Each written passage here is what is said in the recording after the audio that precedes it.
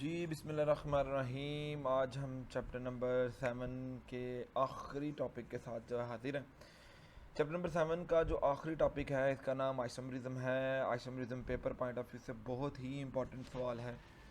ये लॉन्ग में आता होता है और इसमें से शॉर्ट क्वेश्चंस भी बहुत ज़्यादा बनते हैं जो कि हम साथ साथ आपको बताते जाएंगे। चैप्टर नंबर 7 का आखिरी टॉपिक होने के साथ साथ इस टॉपिक के इम्पोर्टेंस यूँ भी बढ़ जाती है क्योंकि ये ऑर्गेनिक केमिस्ट्री को समझने के लिए बहुत बहुत बहुत ज़रूरी है। आइसोमरिज्म क्या होता है, आइसोमरिज्म किन कंपाउंड्स में होता है, आइसोमरिज्म क्यों होता है, ये सारी डिटेल्स हम इस वीडियो में जो है वो देखेंगे। सो आइए जी शुरू करते हैं। बिस्मिल्लाहिर्रहमानिर्रहीम। आइसोमरिज्म चैप्टर नंबर 7 आखिरी टॉपिक जैसा कि आप सबको पता है। तो आइए जी शुरू करते हैं जी। सबसे पहले हमने आइसोमरिज्म की जो है वो डेफिनेशन आपको बताई। आइसोमरिज्म की डेफिनेशन क्या है? टू और मोर केमिकल कंपाउंड्स। अब ये दो भी हो सकते हैं और दो से ज़्यादा भी हो सकते हैं। दो से ज़्यादा मतलब 10 20 40 50 100 1000, मतलब दो और दो से ज़्यादा। हैविंग सेम मॉलिक्यूलर फार्मूला, उनका मॉलिक्यूलर फार्मूला क्या होता है? सेम होता है बट डिफरेंट स्ट्रक्चरल फार्मूला, लेकिन उनके स्ट्रक्चरल फार्मूला क्या होते हैं? डिफरेंट होते हैं। अच्छा, ऐसे केमिकल कंपाउंड्स जिनका मॉलिक्यूलर फार्मूला सेम हो, स्ट्रक्चरल फार्मूला क्या हो? डिफरेंट हो। मॉलिक्यूलर फार्मूला सेम है, स्ट्रक्चरल फार्मूला क्या है? डिफरेंट है। And the properties are called as isomers and the phenomena is called as isomerism. इनकी प्रॉपर्टीज को हम कहते हैं आइसोमर्स। एक अगर इनकी प्रॉपर्टीज आपस में सेम होती हो तो हम कहते हैं आइसोमर्स हैं, और इस पूरे फिनोमेना को हम क्या कहते हैं? आइसोमरिज्म कहते हैं। सो डेफिनेशन यू बनी, टू और more chemical compounds having same molecular formula but different structural formulas and properties. Structural formula different है और प्रॉपर्टीज भी डिफरेंट हैं। ठीक है, बस जो सेम चीज़ है वो क्या है? मॉलिक्यूलर फार्मूला इनका क्या है? सेम। और and the phenomena is known as isomers, यानी कि अब ब्यूटेन है तो ब्यूटेन के दो आइसोमर्स होंगे तो हम कहेंगे जी ये ब्यूटेन का एक आइसोमर है, ये ब्यूटेन का दूसरा आइसोमर है। और इस फिनोमेने को, इस पूरे की पूरे फिनोमेने को हम क्या कहते हैं? आइसोमरिज्म का नाम देते हैं। Having same molecular formula but different structural formula. Isomerism in alkanes. अच्छा, एल्कीन्स में भी आइसोमरिज्म होती है, एल्काइंस में भी आइसोमरिज्म होती है, लेकिन यहाँ पे हमने स्पेशली एल्केन्स को मेंशन किया कि एल्केन्स में आइसोमरिज्म क्या होती है। So isomerism is an important feature of organic compounds. जितने भी ऑर्गेनिक कंपाउंड्स हैं उन सब का बड़ा ही अहम फीचर है isomerism. The alkanes methane, ethane, propane do not show the phenomena of isomerism. Isomerism show करने के लिए कम से कम 4 कार्बन एटम्स होने चाहिए। एक कार्बन के साथ आइसोमरिज्म नहीं हो सकती, दो कार्बन के साथ आइसोमरिज्म नहीं हो सकती, तीन कार्बन के साथ आइसोमरिज्म नहीं हो सकती। कम से कम 4 कार्बन होने चाहिए to show the phenomenon of isomerism. So अगली लाइन में हमने इसको मज़ीद जो है वो एलेबोरेट किया है, और वो ये कि the simplest hydrocarbon which shows the structural isomerism is butane. Butane यानी कि 4 कार्बन एटम्स होते हैं। एक कार्बन एटम वाला compound does not show the phenomenon of isomerism. दो कार्बन एटम्स वाला कंपाउंड आइसोमरिज्म की प्रॉपर्टी शो नहीं करता। तीन कार्बन एटम वाला कंपाउंड भी आइसोमरिज्म की प्रॉपर्टी शो नहीं करता। कौन शो करता है? 4 एटम्स वाला जो कंपाउंड है वो शो करता है। Butane molecule have 2 different arrangements. अब ब्यूटेन मॉलिक्यूल के अरेंजमेंट भी हम देखेंगे as represented by the following structural formula. तो आए देखें ज़रा ब्यूटेन की जो स्ट्रक्चरल अरेंजमेंट है वो कैसे है। वो ये है जी, ब्यूटेन हमें स्ट्रेट चेन में भी मिल रही है और ब्यूटेन हमें आइसोपी फॉर्म में भी मिल रही है। यहाँ पर एन ब्यूटेन का लफ्ज़ एन इस्तेमाल किया गया। एन मीन्स नॉर्मल, नॉर्मल मतलब सीधा, straight chain. Classification of organic compounds में हम बता चुके हैं कि स्ट्रेट चेन कंपाउंड्स के साथ हम एन लगाते हैं। और अगर हमारे पास ब्रांच चेन हाइड्रोकार्बन आ जाए, स्पेसिफिकली एक बात अगर मैं आपको यहाँ पर जो ऑब्जर्व की जाती है वो ये कि एक कार्बन के इर्द गिर्द 3 कार्बन एटम्स आ जाएं तो उसको हम आइसोब्यूटेन कहते हैं। और अगर एक कार्बन के इर्द गिर्द 4 तरफ कार्बन एटम्स हो तो उसको हम न्यू पेंटेन जो है वो कहते हैं।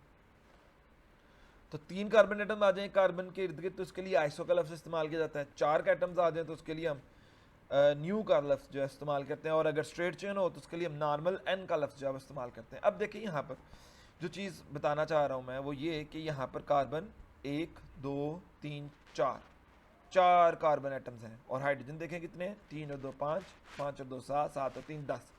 तो C4H10, C4H10 यानी कि ये हमारा एक ब्यूटेन है। और अगर इस तरफ आप देखें तो 1 2 3 4 कार्बन एटम्स, 3 3 9 हाइड्रोजन और एक बीच में 10 हाइड्रोजन, तो C4H10 ये भी हो गया।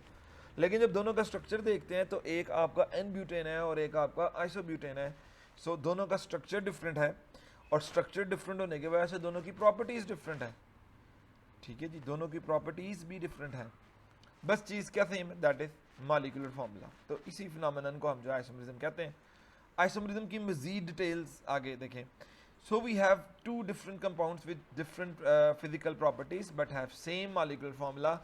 हमारे पास दो डिफरेंट कंपाउंड्स हैं जिनकी केमिकल प्रॉपर्टीज डिफरेंट है, लेकिन मॉलिक्यूलर फार्मूला दोनों का क्या है, दैट इज सेम। और वो क्या है, C4H10, मैं बता चुका हूँ। अच्छा, इसमें एक बात और ऐड करें, as the number of carbon atoms in hydrocarbon increases the number of possible isomerism also increases. जैसे जैसे कार्बन एटम्स की, अब देखें ब्यूटेन है तो ब्यूटेन के 2 आइसोमर्स हैं, अगर पेंटेन हो गए तो उसके कितने आइसोमर्स होंगे, हेक्सेन होंगी तो उसके कितने आइसोमर्स होंगे, हेप्टेन होगी तो उसके आइसोमर्स कितने होंगे। अब देखें जैसे जैसे हम ब्यूटेन से पेंटेन, हेक्सेन, हेप्टेन, ऑक्टेन पे जा रहे हैं, number of carbon atoms are being increased, carbon atoms की तादाद बढ़ रही है। जब जब कार्बन एटम्स की तादाद बढ़ेगी, आइसोमर्स की भी तादाद बढ़ेगी। ब्यूटेन के 2 आइसोमर्स थे 4 कार्बन एटम से, जबकि हम देखते हैं कि पेंटेन जो कि 5 कार्बन है उसके 3 आइसोमर्स होते हैं। ठीक है जी, एक एन पेंटेन, एक आइसोपेंटेन और एक न्यू पेंटेन बीच में आ जाएगा, 3 isomers. So when the number of carbon atom increases to 30, कि जब कार्बन 30 तक पहुंचते हैं, ठीक है जी, तो the amount of isomers increase to 4 billion तक आइसोमर्स इसके जा सकते हैं। और यहाँ से अब आप अंदाज़ा लगा सकते हैं कि मॉलिक्यूलर फार्मूला सेम होने के बाद स्ट्रक्चरल फार्मूला कितने डिफरेंट हो सकते हैं, 4 बिलियन कंपाउंड्स तक जो वो जा सकते हैं। तो यहाँ पर एक मैंने एक टेबल शो किया है जिसमें कि पॉसिबल आइसोमर्स जो हम बता सकते हैं। मीथेन का देखें जी, एक ही आइसोमर है, ब्यूटेन का भी ईथेन का भी एक आइसोमर है, प्रोपेन का भी, ब्यूटेन के 2 हैं, पेंटेन के 3 हैं, हेक्सेन के 5 हैं, हेप्टेन के 9 हैं, ऑक्टेन के 18 हैं, नोनेन के 35 हैं और डीकेन के कितने हैं, 15 हैं। सो आप देख रहे हैं कि number of isomers are being increased.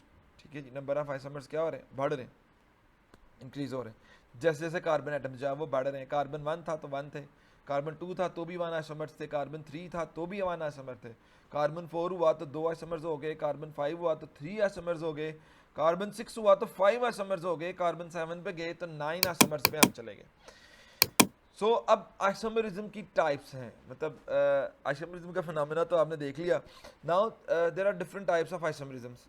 2 major किस्म की जो आइसोमर्स हैं, there are many other isomerisms too, but 2 major किस्म के आइसोमरिज्म जो आपकी बुक में मेंशन है, जिसमें 1 that is structural isomerism and 2 that is geometric isomerism. इन दोनों के बारे में हम इस टेक्स्ट बुक में पढ़ेंगे। स्ट्रक्चरल आइसोमरिज्म क्या होती है? स्ट्रक्चरल आइसोमरिज्म एक्चुअली जो आइसोमरिज्म की डेफिनेशन है वही ये इसकी डेफिनेशन है। The isomerism that arises due to the difference in the arrangement of atoms within the molecule is called structural isomerism. कि एटम्स की अरेंजमेंट आगे पीछे होने से, एटम की अरेंजमेंट आगे पीछे होने से, फंक्शनल ग्रुप्स की अरेंजमेंट आगे पीछे होने से जो आइसोमरिज्म हमारे पास आती है, इस तरह की आइसोमरिज्म को हम क्या कहते हैं, that is known as structural isomerism. Hydrocarbons and all other organic compounds show the phenomena of structural isomerism is further divided into the following types।